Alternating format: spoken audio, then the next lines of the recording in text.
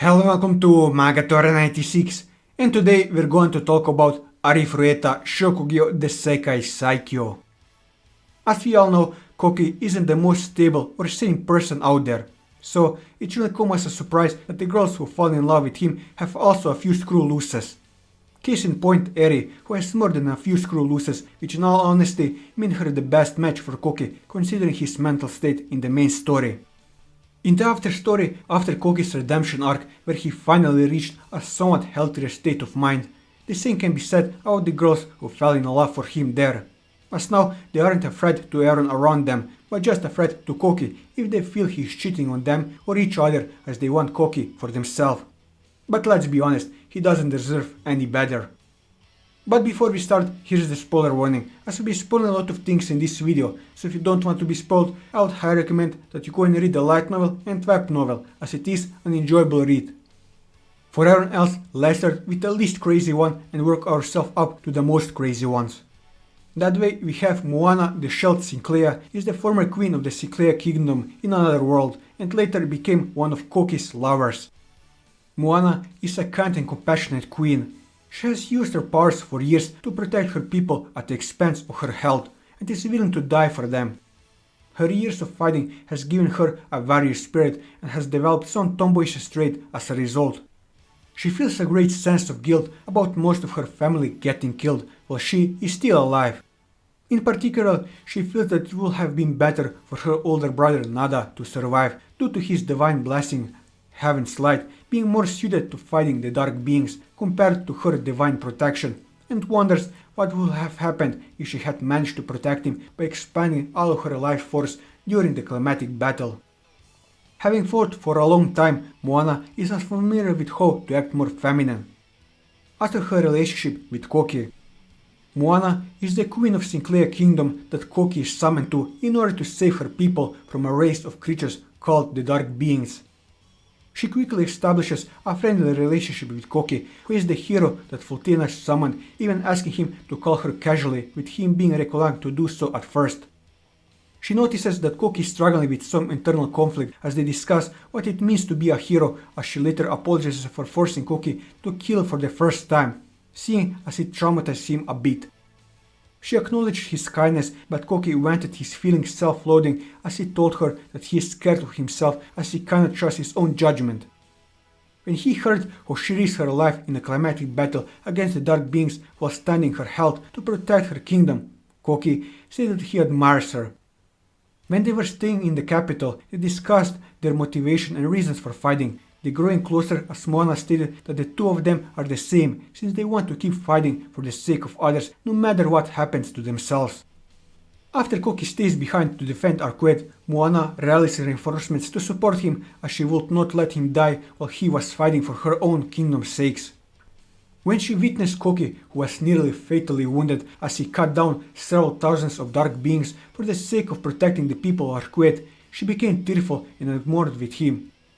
As Kouki was recovering from his injuries, Moana hugged him as she was revealed that he survived. When he told her that he had found his answer, she promised that she would support his choice no matter what it was she wanted to become his strength. As Kouki started calling her by her name and talking to her casually. When she attempted to confront the Dark King, Kouki was able to come to her side, rescuing her and defeating the Dark King, thus ending the threat of the Dark Beings. She decided to accompany Kouki back to Tortos, where she adventures besides him while engaging in cat fights with Alrode, who also fell in love with Kouki. Speaking of Alrode Arifureta is the goddess of the fairy world who summoned Kouki after he and Hajime defeated Mother and later became one of Kouki's lovers. On the outside, she appears to be a dignified goddess with an aura of kindness and authority. However, it was all an act, except the kindness part. She followed from the manual passed to her by the previous goddesses. In truth, she is a workaholic, clumsy, and a bit of a scaredy cat to people she finds as scary. After Kouki and Hajime saved the machine world from the threat of Mother, Alrode used the connection between the world again to summon Kouki as well as Hajime and Kosuke, who they dragged with him to her world. She told Kouki that their world will be in danger and her strength alone isn't going to be enough to save it, as she pleaded to Kouki to do it. When Kouki heard that, he gets annoyed and tells her that she was a goddess. She was surprised and shocked by this answer. As for her relationship with Kouki, the former goddess is one of Kouki's two companions and lovers. They first met each other when she summoned him along with Hajime, Kosuke, and the two ex-apostles Entei and Nemte. Like all the other gods and goddesses, she begged the hero Kouki to save the world from danger. She was surprised by Kouki telling her to save the world instead of him, probably due to the stress built up in him of being summoned 3 times already. At some point, she fell in love with Kouki and had catfights with Moana, which caused Kouki to be annoyed. She is also attracted to Kouki after he displays a small gesture of kindness towards her to make up for shouting at her during her first interaction. She goes as far as to telling him to talk to her casually when she wanted Hajime to talk to her nicely. And last but not least, the craziest one of them all, Eri. Eri Nakamura was originally one of the summoned heroes but later betrayed her classmates for the demons. Using her original dark magic soulbind to manipulate countless numbers of dead puppet soldiers, after she obtained the power of an apostle, she became more powerful than before and able to manipulate Kouki using soulbind even without killing him. In the beginning, Eri is portrayed as a calm and quiet girl that loves books. Later on, however, it is shown that she is very cunning and willing to take advantage of classmates for her own personal gain.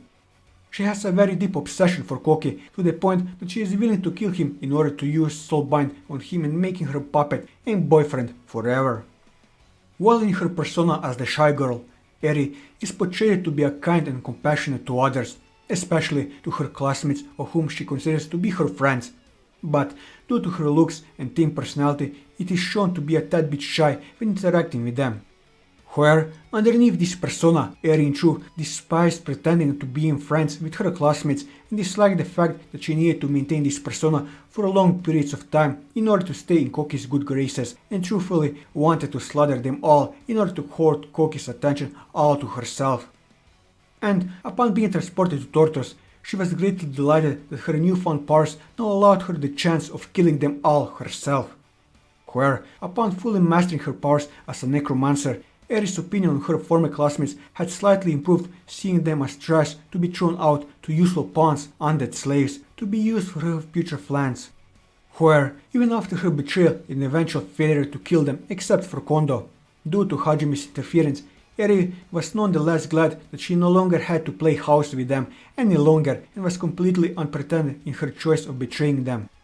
From her past experience of suffering in pain, anguish and agony from losing her birth father in a car accident, then facing the irrational hatred from her birth mother, and then being physically and sexually abused by her stepfather and being beaten to near death by her mother in a rage for ruining her marriage again, resulting in Eri having a miserable childhood that inevitably having an adverse effect on her psychological and emotional development, resulting in Eri's overall psychological mindset becoming severely warped due to her own tumultuous upbringing and lack of stable role models, causing her to become exceptionally evil, manipulative, cruel, sadistic, selfish, treacherous, and emotionally insecure when dealing with others that eventually led to the development of her very warped sense of love and her obsession tendencies, showing clear delusional in the justification of her actions.